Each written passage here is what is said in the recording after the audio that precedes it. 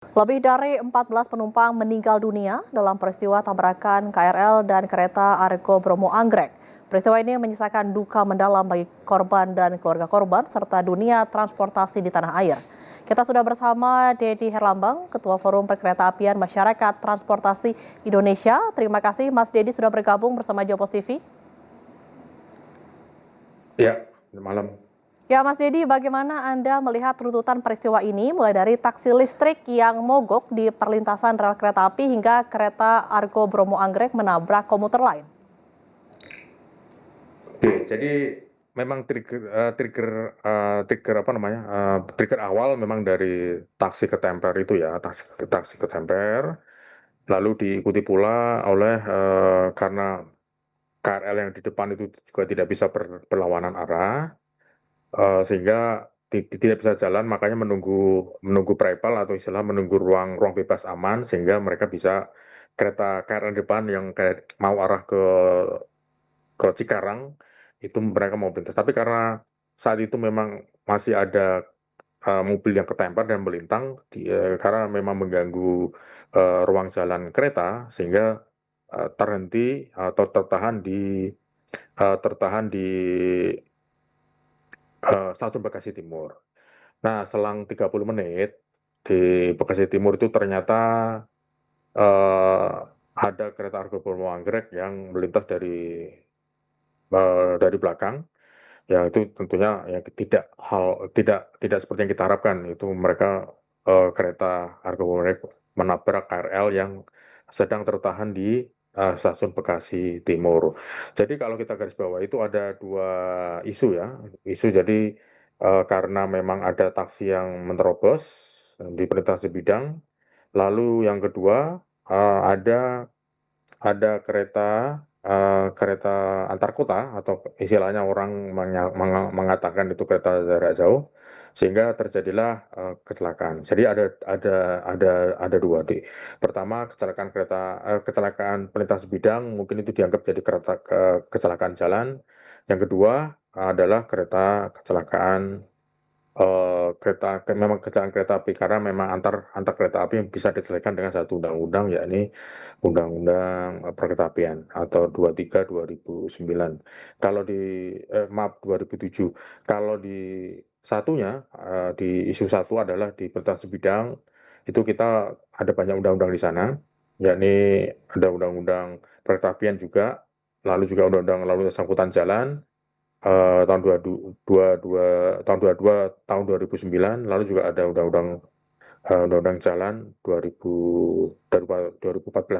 Jadi memang di sana kalau kecelakaan di perlintasan bidang itu memang rumit, karena di sana adalah wilayah abu-abu, wilayah hukumnya abu-abu, sehingga kita juga tidak bisa menilai ini siapa yang salah ataupun siapa yang paling bertanggung jawab. Tetapi memang kita membutuhkan yang paling bertanggung jawab itu siapa di sana. Nah, sejauh ini kita memang tidak bisa, karena semua lini kementerian mempunyai tanggung jawab yang sama, tanggung jawab di kereta api, juga lalu lintas jalan, lalu juga tanggung jawab di jalan, itu juga di Kementerian PU misalnya. Kita perlu payung hukum besar, kemudian minimal Perpres gitu ya, bisa memayungi semua kementerian yang ada di sana, kementerian teknis di sana. Itu kira-kira. Tapi kalau untuk yang kedua, isu kedua kecelakaan kereta api itu bisa diselesaikan dengan ranah di wilayah Undang-Undang Perkeretaapian, itu bisa. Itu Mbak kira-kira. Sebenarnya akar masalahnya atau kelalaian ini mungkin terjadi pada masinis Argo Bromo Anggrek atau terjadi kerusakan sinyal pemberhentian kereta api sehingga kereta Argo Bromo Anggrek menabrak KRL karena memang tidak bisa membaca sinyal tersebut, Mas Dedi. Seperti apa? Nah, tentunya kalau untuk yang tepat, kita memang harus menunggu laporan dari KNKT ya, karena laporan KNKT ya paling tiga bulan akan terbit sesuai dengan statement dari Ketua KNKT tadi siang. Tapi kalau dugaan sementara ya bisa juga kelalaian masinis membaca sinyal yang seharusnya sinyal itu sinyal merah, dan itu wajib berhenti. Karena kalau di sana itu adalah sinyalnya adalah sinyal blok terbuka, itu semua otomatis semua. Jadi tidak ada tangan manusia yang bisa mengoperasikan sinyal itu, karena semua otomatis. Jadi semua kalau ada kereta melintas pasti dilalui warna kuning lalu merah. Kalau hijau kereta masuk, lalu setelah kereta masuk kuning, kalau setelah 300 meter baru sinyalnya warna sinyal hijau. Maaf, sinyal merah.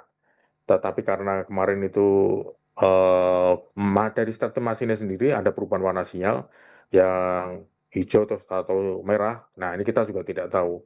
Kemungkinan juga terjadi error sinyalnya atau yang apa. Tapi kalau dari pengalaman yang dulu-dulu di wilayah ini kan juga sering terjadi kecelakaan sebidang ya. Itu juga tidak sampai merusak sinyal seperti ini juga. Karena sinyal dikendalikan secara otomatis, itu Mbak. Oke, jadi berarti kalau rusaknya sinyal seperti itu, apakah memang sering terjadi atau memang ini hal yang sebenarnya baru terjadi di kejadian ini karena sebelumnya kereta-kereta tersebut juga sempat terhenti karena adanya mobil listrik tersebut. Seperti apa, Mas Dedi? Sejauh pengamatan kita, kalau selama itu memang tidak ada gangguan cuaca ya, sinyal itu sepertinya tetap reliability-nya tetap, keandalannya tetap bisa bisa bisa baik lah.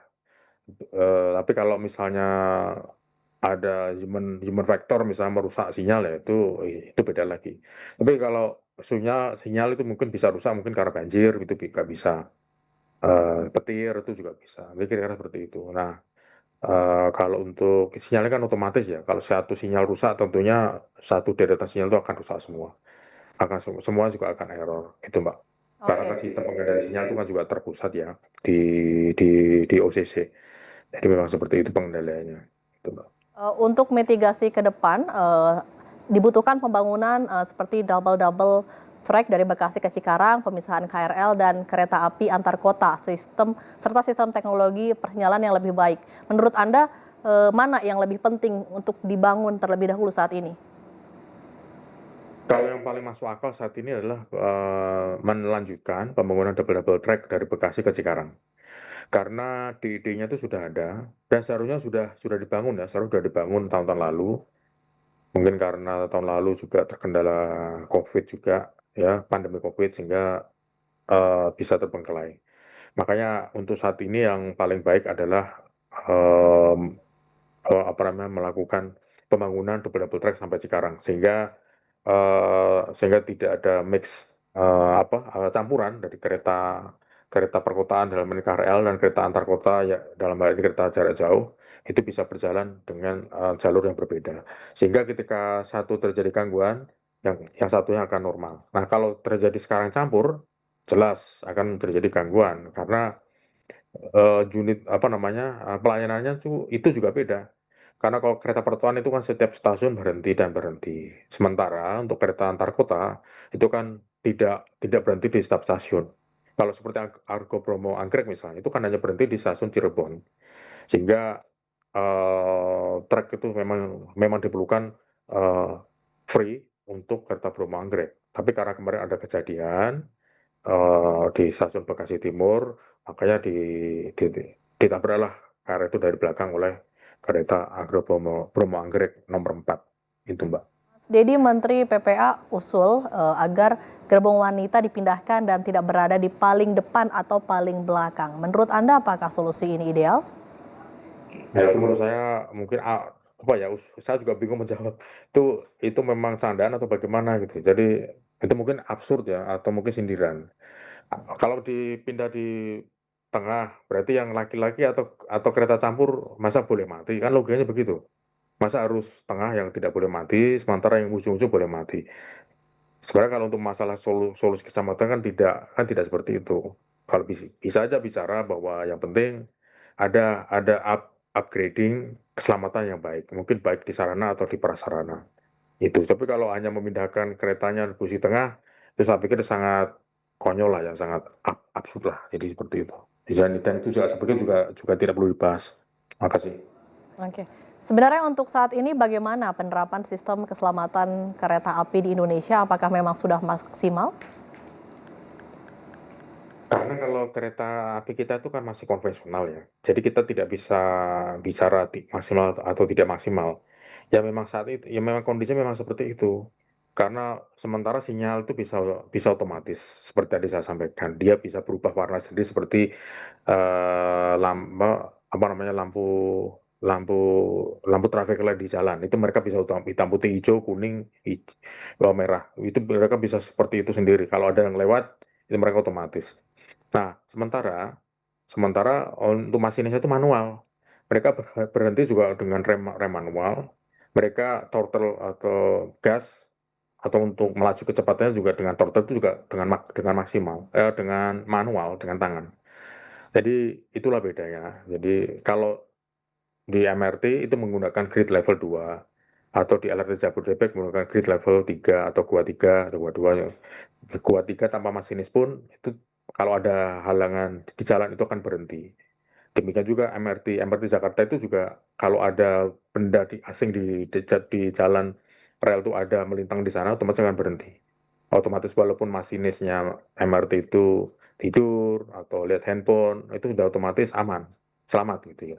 Tapi kalau kereta saat ini ya kita juga sulit bicara maksimal karena memang semua dikendalikan oleh manual, tidak bisa by system ya, itu kira-kira Mbak. Ya mungkin ya mau masalah error itu juga bisa juga karena kesalahan error juga. Lalu juga fatigue management itu mungkin manusia yang mengoperasikan atau masinis itu juga capek lelah itu juga bisa. Walaupun juga sistem persinyalan itu kan juga pemeriksaan dan perawatan itu kan juga manusia juga. Jadi kira-kira seperti itu ya. Ya saya pikir juga kembali kepada human factor. Kecuali kalau seperti tadi saya sampaikan, error karena masalah iklim, masalah cuaca, nah itu beda lagi. Itu namanya force majeure gitu ya, kira-kira Mbak. Oke, baik, terima kasih telah bergabung bersama Jopos TV, Dedi Herlambang, Ketua Forum Perkereta Apian Masyarakat Transportasi Indonesia. Baik.